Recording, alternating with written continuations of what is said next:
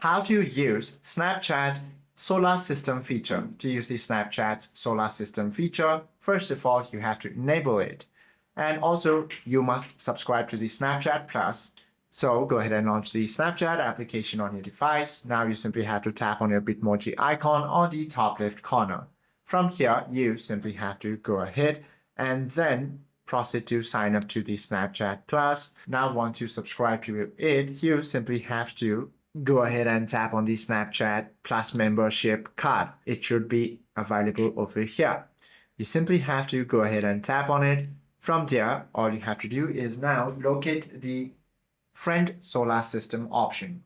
Once you are there, you simply have to turn the switch on. Once you do this, go ahead and check your social orbit or head to the chat feed from the bottom navigation bar. Now tap on the friends Bitmoji to pull up their private friendship profile. Once you open this, all you have to do is now, if you are one of each other's top 8 closest contacts, look for the badge reading best friends or friends surrounded by a gold ring right below their name. Tap the gold ring badge to view their planet and which represents your standing in their list. And this is how you can use the Snapchat solar system feature. Hope this video helps you out a lot. If you have any questions or queries, please do comment down below.